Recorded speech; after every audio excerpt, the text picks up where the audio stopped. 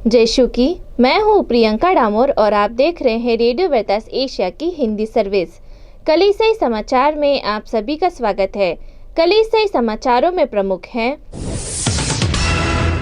Budapest से विदा होकर पोप स्लोवाकिया पहुंचे। प्रवासियों और शरणार्थियों की दुर्दशा पर प्रकाश डालती लिटिल अमल। पाकिस्तान ने 2020 में ईश निंदा के मामले में वृद्धि की रिपोर्ट दी। कारितास पाकिस्तान ईसाई उद्यमियों को दे रहा है बढ़ावा। भारतीय जेसुइट पुरोहित अफगानिस्तान से सुरक्षित स्वदेश लौटे। भारत के पूर्वी चर्च ने झूठे मीडिया अभियान की चेतावनी दी। भारत महिलाओं को सशस्त्र बल अकादमी में प्रवेश की अनुमति देगा। बंगाल के जेसुइट पुरोहित फादर जीन एंगलबर्ट का निधन। रेड चर्च इंदौर में बालिका दिवस मनाया गया। अब जानते हैं समाचार विस्तार से। बुडापेस्ट से विदा होकर पोप स्लोवाकिया पहुंचे।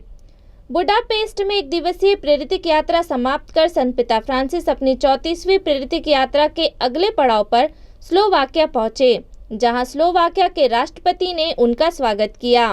पारंपरिक परिधान में दो बच्चों ने स्वागत के रूप में उन्हें रोटी, नमक और फूल चढ़ाया।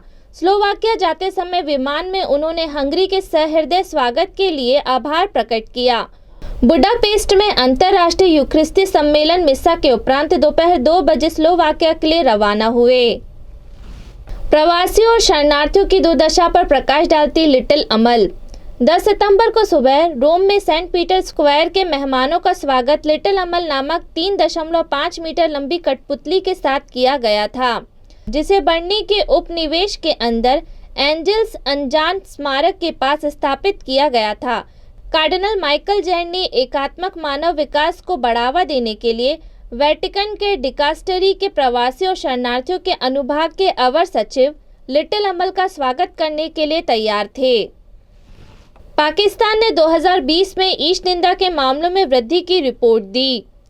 एक नई रिपोर्ट ने दावा किया है कि पाकिस्तान ने 2020 में ईश निंदा के 200 मामले दर्ज किए, जो देश के इतिहास में सबसे अधिक वार्षिक गणना है, जिसमें शिया मुस्लिम समुदाय के आरोपियों की संख्या में तेज वृद्धि हुई है।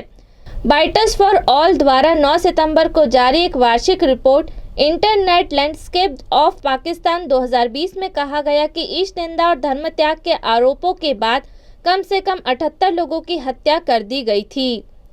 ईश निंदा के 200 मामलों में से 75% आरोपी मुस्लिम थे, जिसमें से 70% शिया थे। अन्य अहमदी 20%, ईसाई 3.5% और हिंदू 1% थे। शिया मुसलमानों के खिलाफ दर्ज ईश निंदा के मामलों में तेज वृद्धि के साथ समुदाय के खिलाफ कई ऑनलाइन और ऑफलाइन अभियान चलाए गए। कारितास पाकिस्तान ईसाई उद्यमियों को दे रहा है बढ़ावा। कारितास पाकिस्तान कराची ने बंदरगाह शहर में ईसाई उद्यमियों को प्रोत्साहित करने के लिए कौशल विकास केंद्र का उद्घाटन किया है।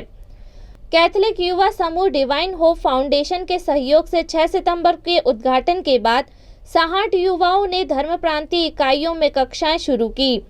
संस्था फैशन डिजाइनिंग, सिलाई, कंप्यूटर और अंग्रेजी भाषा सहित विषयों में प्रशिक्षण प्रदान करता है। उन उम्मीदवारों को प्रमाण पत्र जारी किए जाएंगे जो 3 महीने के मुफ्त पाठ्यक्रम के बाद अंतिम परीक्षा उत्तीर्ण करेंगे। भारतीय जेसुइट पुरोहित अफगानिस्तान से सुरक्षित स्वदेश लौटे। तालिबान के नियंत्रण में आने के बाद संकटग्रस्त अफगानिस्तान में फंसे 4 मिशनरी ऑफ चैरिटी नन और 2 भारतीय जेसुइट पुरोहितों को सुरक्षित निकाल लिया गया है।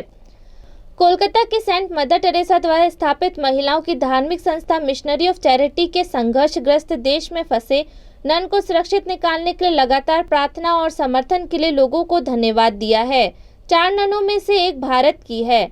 मिशनरी ऑफ चैरिटी ननों ने अफगानिस्तान में अपना मिशन 2004 शुरू किया था।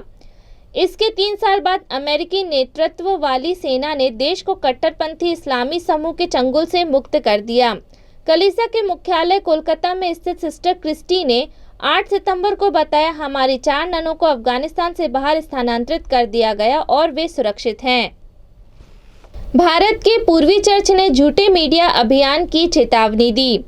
Eastern Rite Syro Malabar Church ने अपने सभी 35 धर्म प्रांत में एकमात्र पवित्र मिस्सा अर्पित करने के कार्यान्वयन पर झूठे मीडिया अभियान के शिकार होने के खिलाफ अपने विश्वासियों को आगाह किया है।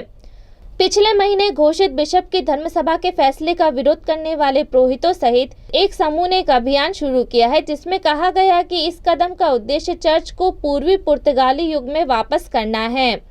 सीरो मालाबार चर्च के मीडिया आयोग के सचिव फादर एलेक्स ओडमपल्ली ने एक प्रेस बयान में कहा, इस तरह का प्रचार कुछ लोगों द्वारा पवित्र मिस्सा अर्पित करने के समान तरीके को लागू करने से पुरोहितों और विश्वासियों को रोकने के लिए एक जानबूझकर उठाया गया कदम है। भारत महिलाओं को सशस्त्र बल अकादमी में प्रवेश की अनुमति देगा। ऐसे समय में जब पूर्वी एशिया में महिलाओं के अधिकारों पर बहस हो रही है, भारत सरकार ने सशस्त्र बलों में स्थायी कमीशन के लिए महिलाओं को राष्ट्रीय रक्षा अकादमी में प्रवेश देने का संकल्प लिया है। अतिरिक्त सॉलिसिटर जनरल ऐश्वर्या भाटी ने 8 सितंबर को सुप्रीम कोर्ट की सुनवाई में कहा, यह निर्णय पथ प्रदर्शन और पीढ़ीगत सुधार होगा। अगस्त में एक अंतरिम आदेश में अदालत ने कहा कि महिलाएं एनडीए प्रवेश परीक्षा में बैठ सकती हैं। बंगाल के जेसुइट पुरोहित फादर जीन एंगलबर्ट का निधन। भारत में चर्च ने एक अभिनव जेसुइट मिशनरी की मृत्यु पर शोक व्यक्त किया है, जिन्होंने 6 दशकों से अधिक समय तक बंगाल मिशन की सेवा की थी। फादर जीन एंगलबर्ट का 7 सितंबर को उनकी जन्मभूमि बेल्जियम में निधन हो गया। वे 91 वर्ष के थे। पश्चिम बंगाल में चर्च के नेताओं का कहना है कि जेसुइट मिशनरी बंगाली धर्मत्यागी और धर्म जीवन में योगदान यादगार था। वे एक प्रसिद्ध पुरोहित के रूप में उनका स्वागत करते हैं, जिन्होंने बंगाली पूजा पाठ और धार्मिक जीवन को बढ़ाया था।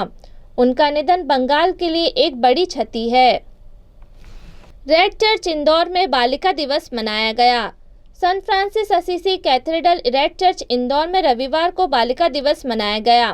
रेड चर्च इंदौर में सुबह 8 बजे फादर थॉमस मैथ्यू की अगुवाई तथा फादर मुकेश मचार की सहभागिता में पवित्र मिस्सा अर्पित की गई एवं बालिका दिवस मनाया गया। अपने प्रवचन में फादर थॉमस मैथ्यू ने कहा, हम आज माता मरियम के नामकरण का पर्व मना रहे हैं। प्रथा के अनुसार जब वे नन्ही सी बालिका थी तब उनका नामकरण हुआ था। आज हम सभी बालिकाओं को ईश्वर के चरणों में रखते हैं। ईश्वर सदा इन बालिकाओं पर अपना आशीर्वाद बरसाते रहें। पवित्र मिस्सा के पश्चात सभी बालिकाओं का सम्मान पल्ली पुरोहित फादर थॉमस मैथ्यू द्वारा किया गया। समस्त जानकारी हमारे संवाददाता बीए अल्वारिस द्वारा दी गई। इसी के साथ कलीसिया समाचार समाप्त हुए। अगली बार फिर मुलाकात होगी नई खबरों के साथ। नमस्कार।